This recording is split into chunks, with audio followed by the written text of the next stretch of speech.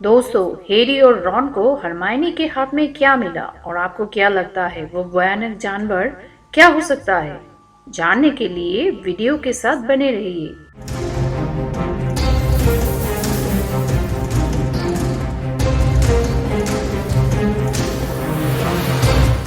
Friends, दागाज Harry Potter अब सबके लिए हैरी पॉटर की पूरी सीरीज हिंदी में लेके आया है, तो हैरी पॉटर हिंदी में सुनने के लिए चैनल के साथ बने रहिए। तो चलिए आज की कहानी शुरू करते हैं। आज की कहानी है चैम्बर ऑफ सीक्रेट्स के चैप्टर 16 चैम्बर ऑफ सीक्रेट्स यानी रहस्यमय तहखाना।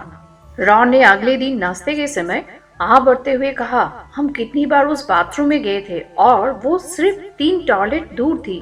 तब हम उनसे आसानी से पूछ सकते थे, परंतु अब मकड़ियों की तलाश करना उनके लिए इतना मुश्किल था। उससे ज्यादा मुश्किल था मायूस मीना के पास जाना। ये लगभग असंभव था कि वे टीचर्स की नजर बचाकर इतनी देर तक गायब रहे ताकि लड़कियों के बाथरूम में चोरी छुपे घुस सके, खास तौर पर लड़कियों के उस बाथरूम में जिसके पास पहले हमला हुआ था। बहरहाल उनकी पहली क्लास यानी रूप परिवर्तन की क्लास में एक ऐसी घटना हुई जिसे कई सप्ताह में पहली बार उनके दिमाग में रहस्यमय तहखाने का विचार निकल गया। क्लास में आने के 10 मिनट बाद प्रोफेसर मैकगोनागल ने उन्हें बताया कि उनकी परीक्षा एक हफ्ते बाद 1 जून को शुरू होगी। परीक्षाएं सिमस्चिका, हमें इस माहौल में भी परीक्षाएं देना पड़ेगी। हैरी के पीछे एक जोरदार धमाका हुआ। नेविल लॉकवॉटम की छड़ी फिसलकर गिर गई थी, जिससे उसकी टेबल का एक पैर गायब हो गया। प्रोफेसर मैकगोनागल ने अपनी छड़ी घुमाकर उसे वापस ठीक किया और तोड़ियां चढ़ाकर फिनिगन की तरफ मुड़ी। उन्होंने गंभीरता से कहा, ऐसे माहौल में भी स्कूल को खुला रखने का मकसद यही है कि आपको शिक्षा मिल सके, इसलिए परीक्षा जैसे होती है वैसे ही होगी और मुझे विश्वास है कि आप सब इन दिनों जमकर रिवीजन कर रहे होंगे। रिवीजन? हैरी ने सपने में भी नहीं सोचा था कि ऐसे माहौल में हॉगवर्ट्स में परीक्षाएं हो सकती है। कमरे में चारों तरफ विद्रोह बड़ी सर होने लगी, जिससे प्रोफेसर मैगोनल की तोड़ियां गहरी हो गई। वे बोली, प्रोफेसर डम्बलडोर के निर्देश थे कि स्कूल को यथासंभव सामान्य ढंग से चलाया जाए और शायद मुझे बताने की जरूरत नहीं है कि इसमें यह पता लगना भी शामिल है कि इस साल आपने कितना सीखा। हैरी ने सफेद खरगोशी की जोड़ी की तरफ देखा जिसे उसे चप्पलों में बदलना था। उसने इस साल अब तक का क्या सीखा था? वो किसी ऐसी चीज के बारे में नहीं सोच पा रहा था जो परीक्षा में उपयोगी साबित होगी। रॉन की शक्ल देखकर ऐसा लग रहा था जैसे उसे हमेशा के लिए अंधेरे जंगल में जाकर रहने के लिए कहा गया हो। जरा सोचो तो सही, मैं इस टूटी छड़ी से किस तरह परीक्षा दूंगा? उसने हैरी को अपनी छड़ी दिखाते हुए कहा, जो इस समय जोर से सीटी बजाने लगी थी। परीक्षाएं शुरू होने के 3 दिन पहले प्रोफेसर मैकगोनागल ने रास्ते नाश्ते के समय एक और घोषणा की। मेरे पास और एक अच्छी खबर है, वे बोली। ये सुनने ही बड़े हल में खामोशी छाने के बजाय अनढूनी सुनाई देने लगी। कुछ विद्यार्थी खुशी से चिल्लाए, डम्बलडोर वापस आ रहे हैं। चील घाट के टेबल पर बैठी एक लड़की बोली, आपने नागशक्ति के वारिस को पकड़ लिया है। वो रोमांचित होकर चीखा, क्विडिच मैच अब फिर से शुरू हो सकते हैं। जब कोलाहल शांत हो गया तो प्रोफेसर मैकगोनागल बोली, प्रोफेसर स्प्राउट ने मुझे ये खबर दी है कि मंत्र कवच अब कटाई के लिए तैयार है। जिन लोगों को बेजान किया गया है, आज रात को हम उन्हें दोबारा होश में ले आएंगे। मुझे आपको ये याद दिलाने की जरूरत नहीं है कि शायद उनमें से कोई हमें ये बता देगा कि उस पर किस आदमी या चीज ने हमला किया था। मुझे आशा है कि इस भयानक वर्ष का अंत सुखद होगा और हम अपराधी को पकड़ लेंगे। खुशी का धमाका हो गया। हैरी ने नागशक्ति की टेबल की तरफ देखा। उसे ये देखकर हैरानी नहीं हुई कि ड्रेको मैल्फॉय खुशियां नहीं मना रहा था। बहरहाल रॉन कई दिनों बाद काफी खुश दिख रहा था। उसने हैरी से कहा, अब इसे कोई फर्क नहीं पड़ता कि हम मीना से नहीं पूछ पाए। जब हरमाइनी होश में आएगी तो शायद उसके पास सारे जवाब होंगे। देखना, वो ये सुनकर पागल हो जाएगी कि परीक्षाएं शुरू होने में सिर्फ 3 दिन का समय बाकी है। उसने रिवीजन जो नहीं किया है। मेरे ख्याल से उस पर दया करते हुए उसे परीक्षाएं खत्म होने तक बेजान रहना ही ठीक है। क्या बोलते हो? तभी जीनी बिजली आई और रॉन के बगल में बैठ गई। वो तनावग्रस्त और घबराई दिख रही थी। हैरी ने देखा कि उसके हाथ की में गोद में वापस में बंधे थे। रॉन ने अपनी प्लेट में थोड़ा और डलिया डालते हुए पूछा, क्या हुआ? जीनी ने कहा, कुछ नहीं, पर उसने गुरुद्वार की टेबल पर चारों तरफ नजरें घुमाकर देखा। उसके चेहरे पर डर के भाव देखकर हैरी को किसी की याद आई। हालांकि वो याद नहीं कर पा रहा था कि वो जीनी को देखकर उसे किसकी याद आ रही थी। रॉन ने उसे देखते हुए कहा, जो भी बात है कह डालो। हैरी को अचानक एहसास हुआ कि जीनी किसके जैसी लग रही थी।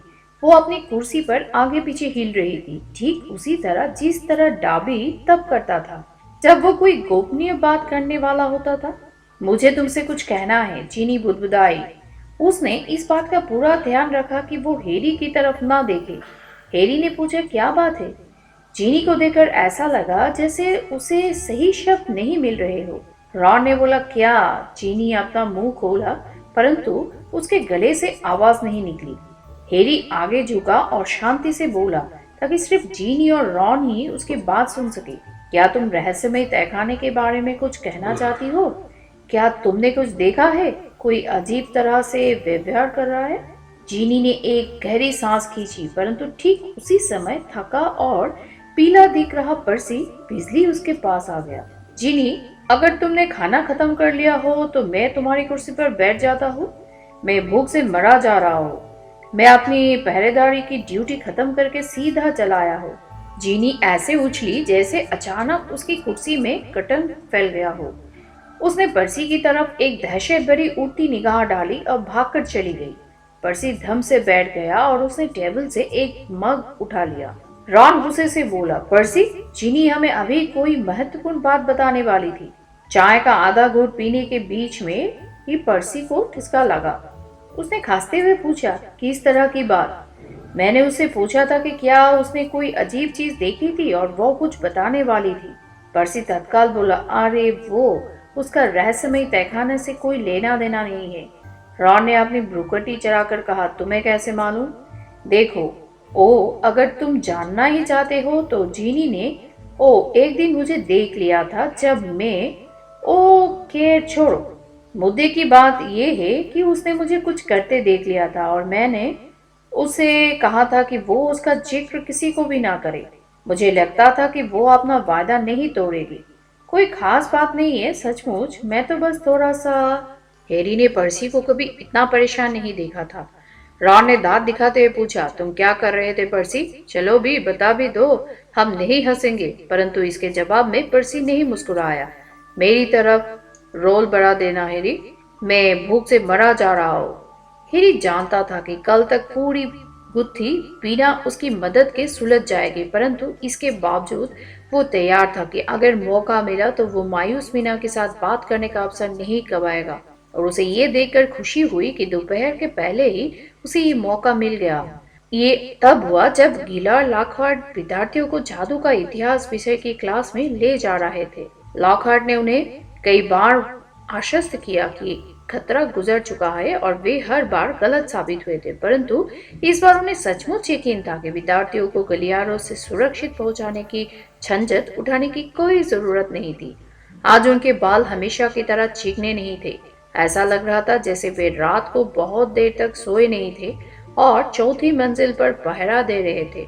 उन्होंने एक मोड़ पर मुड़ते हुए कहा, मेरे शब्दों को अच्छी तरह से सुन लो। बेजान लोग जब होश में आएंगे तो उनके मुंह से निकलने वाले पहले शब्द यही होंगे, ये हैग्रिड ने किया है।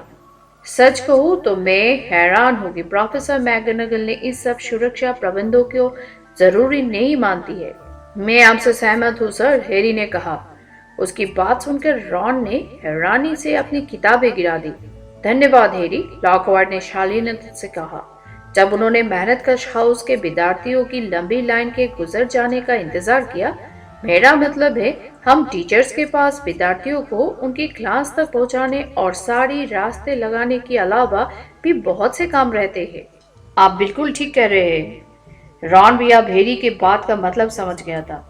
अब हमें यही क्यों नहीं छोड़ देते सर, हम अब सिर्फ एक और गलियारा पार करना है। लॉकहार्ट बोले, तुम ठीक कह रहे हो बिजली, मैं सोचता हूँ कि मुझे यही करना चाहिए। मुझे जाकर अगली क्लास को तैयारी भी करना है। और फिर जल्दी से चल दिए। क्लास की तैयारी? रॉन ने उनके पीछे बैंक से मुस्कुराते हुए कहा, इस बात की ज्यादा संभावना है कि वे अपने बाल संवारने गए होंगे। हैरी और रॉन ने गुरुद्वार के बाकी विद्यार्थियों को अपने आगे जाने दिया। फिर उन्होंने बगल वाले गलियारे में दौड़ लगा दी और तेजी से मायूस मीना के बाथरूम की तरफ चल दी। परंतु जब वे अपनी शानदार योजना की सफलता पर एक दूसरे को बधाइयां दे रहे थे, तभी पॉटर, विजली, तुम लोग यहाँ क्या कर रहे हो? वहां पर प्रोफेसर मैकगोनागल खड़ी थी और उनका मुंह इस समय बहुत ज्यादा पतला दिख रहा था। हम लोग रन अटकते हुए कहा, हम लोग जा रहे थे हरमाइनी को देखने, हैरी ने कहा। रॉन और प्रोफेसर मैकगोनागल दोनों उसे घूरने लगे। उसे देखे हुए बहुत लंबा समय हो गया है प्रोफेसर। हैरी ने जल्दी से बातें आगे बढ़ाई और रॉन के पैर पर चढ़ गया। और हम सोच रहे थे कि हम अस्पताल में किसी न किसी तरह घुस जाएंगे और उसे बताएंगे कि मंत्र कवच लगभग तैयार है और अब चिंता करने की कोई बात नहीं है। प्रोफेसर मैकगोनागल अब भी उसकी तरह घूर रही थी। एक पल के लिए तो हैरी को लगा कि वे गुस्सा होने वाली है, परंतु जब वे बोली तो उनकी आवाज भरी हुई थी। जाहिर है, उन्होंने कहा। हैरी ने आश्चर्य से देखा कि उनकी मनकेदार आंखों में एक आंसू चमक रहा था। जाहिर है, मैं समझती हूँ कि ये उनके दोस्तों के लिए सबसे मुश्किल समय है, जिन्हें बेजान में अच्छी तरह समझती हूँ। हाँ पॉटर, निश्चित रूप से तुम मिस ग्रेंजर से मिलने जा सकते हो। मैं प्रोफेसर विंस को बता दूंगी कि तुम कहाँ गए हो। मैडम पम्फ्री से कह देना कि मैंने तुम्हें इजाजत दे दी है। हैरी और रन चल पड़े। उन्हें विश्वास ही नहीं हो रहा था कि वे सजा से बच गए थे। जब वे मोड़ पर मुड़े तो उन्हें प्रोफेसर मैकगोनागल ने नाक सुकड़ने की आवाज सुनाई दी। रॉन ने गर्मजोशी से कहा, ये तुम्हारे द्वारा अब तक गढ़ी गई सबसे बढ़िया कहानी थी। उनके पास अब और कोई विकल्प नहीं था सिवाय इसके कि अस्पताल जाए और मैडम पम्फ्री को बताए कि प्रोफेसर मैकगोनागल ने उन्हें हरमाइनी से मिलने की इजाजत दे दी थी। मैडम पम्फ्री ने उन्हें अंदर तो जाने दिया, परंतु अनिच्छा से। किसी बेजान व्यक्ति से बात करने का कोई फायदा नहीं है, वे बोली, और उन दोनों को ये स्वीकार करना पड़ा कि वे सही थी। वे हरमाइनी के पास बैठ गए। एक ये साफ था कि हरमाइनी को जरा भी आभास नहीं था कि कोई उससे मिलने आया था। अगर हरमाइनी को तसल्ली देने के बजाय उन्होंने उसके सिरहाने के पास रखे कैबिनेट से भी कहा होता कि चिंता करने की कोई बात नहीं है, तो भी कोई फर्क नहीं पड़ता।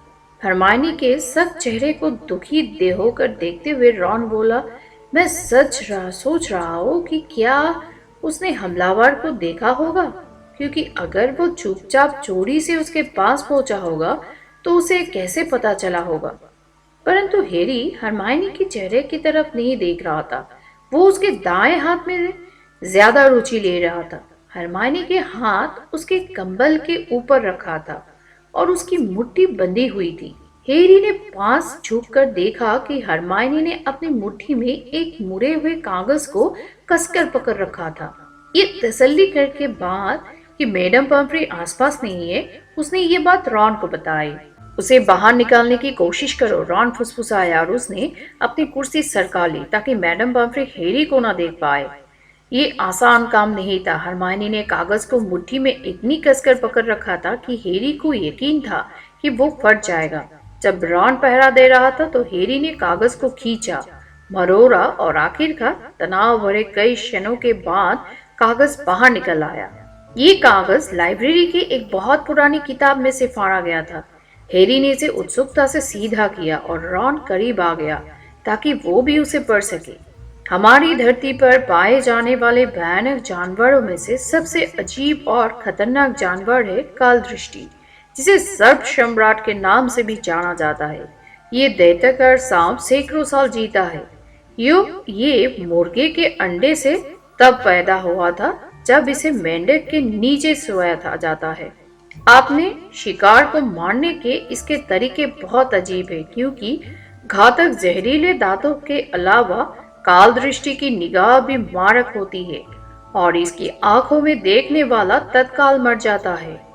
मकड़ियां काल दृष्टि से दूर भागती है क्योंकि ये उनका मारक शत्रु है। काल दृष्टि सिर्फ मुर्गे की आवाज से दूर भागता है क्योंकि वो इसके लिए घातक होती है और इन पंक्तियों के नीचे एक अकेला शब्द लिखा हुआ था जिसे देखते ही हैरी पहचान गया कि इसे हरमायनी ने लिखा था, पाइप्स। ऐसा लगा जैसे किसी ने हैरी के दिमाग की बत्तियां जला दी हो। वो रोमांचित होकर बोला, रॉन, आप भेद खुल गया। ये रहा जवाब। तहखाने में जो भयानक जानवर है वो काल दृष्टि है, एक विशाल सर्प। इसी वजह से मैं उनकी आवाज सुन सकता हूँ और दूसरा कोई नहीं सुन सकता। ऐसा इसलिए क्योंकि मैं सर्पवासी हूँ। हैरी ने अपने चारों तरफ लगे बिस्तरों की तरफ देखा। काल दृष्टि की आंखों में देखने वाला मर जाता है, परंतु कोई भी मरा नहीं क्योंकि किसी ने भी सीधे उसकी आंखों में नहीं देखा। कॉलिन ने उसे अपने कैमरे से देखा। काल दृष्टि ने इसके अंदर की पूरी रील को जला डाला, परंतु कॉलिन सिर्फ बेजान हुआ। जस्टिन जस्टिन ने काल दृष्टि को लगभग सिर पटे नीक के आर पार देखा होगा। नीक पर दृष्टि का पूरा प्रभाव पड़ा, परंतु वो दोबारा कैसे मर सकता है? और हरमाइनी तथा झीलघाट की प्रीफेक्ट के पास शीशा था। हरमाइनी को उसी समय ये पता चला था कि भयानक जानवर काल दृष्टि था। मैं शर्त लगता हूँ कि उसने प्रीफेक्ट को चेतावनी दे दी होगी कि मोड़ मोड़ने से पहले वो शीशे में देखे, और उस लड़की ने अपना शीशा बाहर निकाला होगा। और रॉन का जबड़ा लटक गया। उसने उत्सुकता से फुसफुसाते हुए पूछा, और मिसेस नॉरिश? हैरी ने थोड़ी देर सोचा और हैलोवीन की रात के दृश्य को याद किया। पानी, उसने धीमे से कहा। मायूस मीना के बाथरूम से पानी की बाढ़ बाहर निकली थी। मैं शर्त लगाता हूँ कि मिसेस नॉरिश ने सिर्फ उसकी परछाई देखी होगी। उसने अपने हाथ में रखे कागज को ध्यान से देखा। वो उसे उस जितना देखता था उसे उसमें उतनी ही ज्यादा समझदारी नजर आती थी। काल दृष्टि सिर्फ मुर्गे की आवाज से दूर भागता है क्योंकि ये उसके लिए घातक होती है। उसने जोर से पढ़ा। हैग्रिड के मुर्गों को किसी ने मार डाला था। नागशक्ति का वारिस नहीं चाहता था कि जब तहखाना खुले तो एक भी मुर्गा महल के आसपास रहे। मकड़िया काल दृष्टि से दूर भागती है। ये सब पूरी तरह से फिट बैठता है। रॉन ने पूछा, परंतु काल दृष्टि महल में चारों तरफ कैसे घूमता है? एक गंदा विशालकाय सांप, किसी को तो वो नजर नहीं आता। बहरहाल हैरी उस शब्द की तरफ इशारा कर रहा था जिसे हरमाइनी ने कागज के नीचे हिस्से पर लिखा था, पाइप्स। उसने कहा, पाइप्स। रॉन, वो पाइप में घूमता था, तभी तो मुझे दीवारों के भीतर से उसकी आवाज सुनाई देती थी। रॉन ने अचानक हैरी की बांह पकड़ ली। उसने भारी आवाज से कहा, रहस्यमय तहखाने का प्रवेश द्वार? कहीं वो बाथरूम तो नहीं? कहीं ये मायूस मीना का बाथरूम तो नहीं? हैरी बोला। वे वहां बैठे रहे। ऐसा लग रहा था जैसे उनका रोम रोम रोमांचित हो गया था। उन्हें यकीन ही नहीं हो रहा था कि वे सब कुछ जान गए थे। हैरी बोला, इसका मतलब ये है कि इस स्कूल में सिर्फ मैं ही सर्पवासी नहीं हूँ, नागशक्ति का वारिस भी है। इसी तरह वो काल दृष्टि को नियंत्रित करता होगा। रॉन की आंखें में चमक थी। उसने पूछा, अब हम क्या करें? सीधे मैगनगल के पास चले? हैरी ने उछलकर खड़े होते हुए कहा, हम स्टाफ रूम में चलते हैं। वे वहां पर 10 मिनट में आ जाएगी। छुट्टी होने वाली है। वे नीचे की मंजिल की तरफ भागे। वे नहीं चाहते थे कि उन्हें किसी और गलियारे में पकड़ा जाए, इसलिए वे सीधे वीरान स्टाफ रूम में चले गए। ये एक बड़ा कमरा था जिसमें गहरे रंग की लकड़ी की कुर्सियां भरी थी। हैरी और रॉन चारों तरफ चमक कदमों में रहे। वे इतने रोमांचित थे कि उनसे बैठा नहीं जा रहा था, परंतु छुट्टी का संकेत देने वाली घंटी कभी नहीं बजी। इसके बजाय गलियारों में प्रोफेसर मैकगोनागल की आवाज गूंजी, जो जादू से बहुत तेज हो गई थी। सभी विद्यार्थी तत्काल अपने अपने हॉल में पहुंचे। सभी टीचर स्टाफ रूम में पहुंचे तत्काल। हैरी ने घूमकर रॉन को घूरा। कहीं एक और हमला तो नहीं हुआ इस समय? दहशत में हाथे हुए रॉन ने पूछा। हम क्या करें, वापस हॉल में चले? नहीं, हैरी ने चारों तरफ देखते हुए कहा। उसकी बाईं तरफ एक बदसूरत सा वार्डरोब था जिसमें टीचर्स के चौगे भरे थे। इसके अंदर छुप जाते हैं। पहले हम सुन तो ले क्या हुआ है, फिर हम उन्हें बता देंगे कि हमें क्या पता चला है। उन्होंने खुद को वार्डरोब में छुपा लिया। उन्हें ऊपर के सैकड़ों कदमों की आवाज आ रही थी। स्टाफ रूम का दरवाजा बार बार खुलता जा। चौगों की तरह के बीच में से उन्होंने टीचर्स को कमरे में आते देखा। उनमें से कई हैरान थे और कई डरे हुए थे। फिर प्रोफेसर मैकगोनागल आई। उन्होंने स्टाफ रूम में एकत्रित खामोश टीचर्स को बताया। जिसका डर था वही हुआ। भयानक जानवर एक विद्यार्थी को उठाकर ले गया, सीधे अपने तहखाने में। प्रोफेसर फ्लिटविक की चीख निकल गई। प्रोफेसर स्प्राउट ने अपने मुंह पर हाथ रख लिया। स्नेप ने कुर्सी की पीठ को बहुत कसकर पकड़ा हुआ पूछा, आप इतने विश्वास से कैसे कह सकती है? प्रोफेसर मैकगोनागल, जिसका चेहरा बिल्कुल सफेद पड़ चुका था, बोली, नाग शक्ति के वारिस ने एक और संदेश छोड़ा है। पहले वाले संदेश से ठीक नीचे उसका कंकाल हमेशा के लिए तहखाने में पड़ा रहेगा। प्रोफेसर फ्लिटविक आंसुओं में डूब गए। कमजोर घुटनों के कारण मैडम भूज के एक कुर्सी पर गिरते हुए पूछा, भयानक जानवर किसे उठाकर ले गया है? जीनी विज़ली को, प्रोफेसर मैकगोनागल ने कहा। हैरी ने महसूस किया कि ये सुनकर रॉन बिना आवाज के फिसला और वार्डरोब के फर्श पर गिर गया। प्रोफेसर मैकगोनागल बोली, हमें सभी विद्यार्थियों को कल ही घर भेजना होगा। अब हॉगवर्ट्स बंद हो जाएगा, डम्बलडोर हमेशा कहते थे। स्टाफ रूम का दरवाजा एक बार फिर धड़ाक से खुला। एक पल के लिए तो हैरी को लगा कि डम्बलडोर आए होंगे, परंतु जो प्रोफेसर अंदर आए थे वे डम्बलडोर नहीं बल्कि लॉकहार्ट थे और वे मुस्कुरा रहे थे। माफ कीजिए, जरा आंख लग गई थी। क्या हो गया?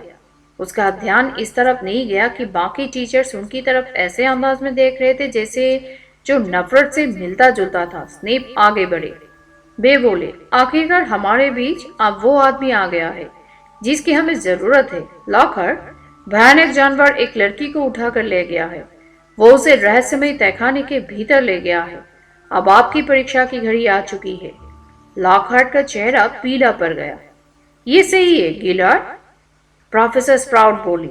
पिछली रात को आप ही तो कह रहे थे कि आप पहले से जानते थे कि रहस्यमय तहखाने का प्रवेश द्वार कहाँ है। मैं, लॉकहार्ट ने एकदम हड़बड़ा कर कहा। प्रोफेसर फ्लिटविक ने सुरीली आवाज में कहा, हाँ, आपने मुझे भी तो बताया था कि आप यकीन से के साथ जानते हैं कि इसके भीतर क्या है। क्या मैंने बताया था? मुझे याद नहीं आ रहा है। स्नेप बोले, मुझे अच्छी तरह याद है। आपने मुझसे कहा था कि आपको इस बात का अफसोस है कि हैग्रिड के गिरफ्तार होने के पहले आपको उस भयानक जानवर से जूझने का मौका क्यों नहीं मिला। क्या आपने नहीं कहा था कि पूरे मामले को गलत तरीके से संभाला गया था और आपको शुरू से ही इस मामले में पूरी छूट दी जानी चाहिए थी? लॉकहार्ट ने अपने सख्त चेहरे वाले सहयोगियों की तरफ घूरा। मैं सचमुच नहीं, आपने शायद गलत समझ लिया।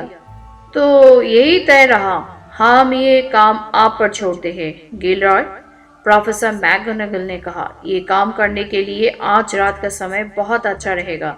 हम आपको वचन देते हैं कि आपके रास्ते में कोई नहीं आएगा। आप भयानक जानवर से अकेले ही मुकाबला करने में सक्षम हैं। अब अंततः हम आपको उसे अपने तरीके से निपटने की पूरी छूट देते हैं। लॉकहार्ट ने घबराकर चारों तरफ देखा, परंतु उनके बचाव के लिए कोई आगे नहीं आया। वे इस समय दूर दूर तक आकर्षक नहीं दिख रहे थे। उनके होठ कांप रहे थे और आमतौर पर नजर आने वाली उनकी दांत दिखाऊ मुस्कान के ना रहने की उनकी ठड्डी कमजोर दिख रही थी और वे दुबले नजर आ रहे थे। आखिरकार वे बोले, बहुत अच्छा, मैं अपने ऑफिस में जाता हूँ और तैयारी करता हूँ। और वे कमरे से चले गए। ठीक है, प्रोफेसर मैकगोनागल बोली, जिसके नथुने फड़क रहे थे। इस तरह इसे तो हमारा पीछा छूटा। अब सारे हाउसों के प्रमुख जाएं और अपने विद्यार्थियों को बताएं कि क्या हुआ है। उन्हें बता दें कि हॉगवर्ट्स एक्सप्रेस उन्हें कल सुबह उनके घर ले जाएगी। बाकी के लोग कृपया ये सुनिश्चित करें कि कोई विद्यार्थी हाउस के हॉल के बाहर ना रहे। टीचर्स उठे और एक एक करके चले गए। ये शायद हैरी के जीवन का अब तक का सबसे बुरा दिन था। वो रॉन, फ्रेड और जॉर्ज गुरुद्वार के हॉल के एक कोने में एक साथ बैठे थे, परंतु एक दूसरे से कुछ कहने में असमर्थ थे। परसीव वहां नहीं था। वो पहले तो मिस्टर और मिसेस विज़ली को उल्लू भेजने गया और फिर उसने खुद को अपने कमरे में बंद कर लिया। दोपहर पहले कभी इतनी लंबी नहीं थी, न ही कभी गुरुद्वार का टावर इतना भीड़ भरा होने के बावजूद खामोश रहा था। सूर्यास्त के करीब फ्रेड और जॉर्ज से वहां नहीं बैठा गया, इसलिए वे अपने बिस्तर पर चले गए। वो कुछ जानती थी हैरी, रॉन बोला। स्टाफ रूम के वार्डरोब में जब वे अंदर घुसे थे, उसके बाद रॉन का मुंह पहली बार खुला था, इसलिए उसे भयानक जानवर ले गया। वो हमें जो बताने वाली थी वो पर्सी के बारे में कोई मूर्खतापूर्ण बात नहीं थी। जरूर उसे रहस्यमय तहखाने के बारे में कोई बात पता चल गई थी, इसलिए उसे वहां रॉन ने अपनी आंखें तेजी से मली। मेरा मतलब है उसका खून तो शुद्ध है, कोई और कारण तो नहीं हो सकता। हैरी डूबते सूरज को देख रहा था जो खून की तरह लाल रंग का था। ये उसका सबसे बुरा अनुभव था, पहले कभी उसे इतना बुरा महसूस नहीं हुआ था। काश वे कुछ कर सकते, कुछ भी। रॉन बोला, हैरी, क्या तुम्हें लगता है कि इस बात की जरा भी संभावना है कि वो जिंदा? हैरी नहीं जानता था कि क्या कहे। उसे समझ में नहीं आ रहा था कि जीनी अब तक जिंदा कैसे रह सकती थी। फिर रॉन ने कहा, क्यों ना हम एक काम करें, जो मैं सोचता हूँ कि हमें जाकर लॉकहार्ट से मिलना चाहिए। हमें जो मालूम है वो हम उन्हें बता देते हैं। वे तहखाने में घुसने की कोशिश करने तो जा रहे हैं। हम उन्हें ये बता देते हैं कि हमारे हिसाब से उसका प्रवेश द्वार कहाँ होना चाहिए, और ये भी कि वहां पर काल दृष्टि नाम का भयानक सर्प रहता है। चूंकि हैरी के दिमाग में कुछ और करने का विचार नहीं आ रहा था, पर चूंकि वो कुछ तो करना चाहता था, इसलिए वो सहमत हो गया। उनके आसपास बैठे गरुड़द्वार के बाकी विद्यार्थी इतने दुखी थे कि उनके मन में बिजली भाइयों के लिए इतनी हमदर्दी थी कि वे जब वे उठे कमरे के पार गए तो तस्वीर में छेद में से निकलकर बाहर चले गए, तो किसी ने भी उन्हें रोकने की कोशिश नहीं की। जब वे लॉकहार्ट के ऑफिस पहुंचे तो अंधेरा होने लगा। अंदर से कई आवाजें आ रही थी, उन्हें कुरचने, उखाड़ने, टोकने और तेज तेज चलने की आवाज सुनाई दी। जब हैरी ने दरवाजा खटखटाया तो अंदर अचानक खामोशी छा गई। फिर दरवाजे में एक हल्की सी दरार दिखी और उन्होंने देखा कि लॉकहार्ट की एक आंख उनमें से बाहर झांक रही थी। ओह, पॉटर विजली, उन्होंने दरवाजे को थोड़ा और खोलते हुए कहा। मैं इस समय जरा व्यस्त हूँ, तुम लोग जल्दी से बता दो तुम्हें क्या करना है। हैरी ने कहा, प्रोफेसर, हम आपको कुछ बताना चाहते हैं। हम सोचते हैं कि इससे आपको मदद मिलेगी। लॉकवर्ड के चेहरे का जो हिस्सा उन्हें दिख रहा था वो बहुत परेशान सा था। अरे अच्छा, वैसे अगर ये बहुत जरूरी ना हो तो मेरा मतलब है, अच्छा ठीक है। उन्होंने दरवाजा खोला और हैरी तथा रॉन अंदर घुस गए। तो दोस्तों, आज के लिए इतना ही। अगले एपिसोड में हमें पता चलेगा कि क्या सचमुच लॉकवर्ड उस जानवर को पकड़ पाए या कहानी कुछ और ही है। जानने के लिए एपिसोड का इंतजार करें, और अगर कहानी अच्छा लगे तो ज़रूर सब्सक्राइब करें और कमेंट्स करें। And thank you for watching दागाज हैरी पॉटर।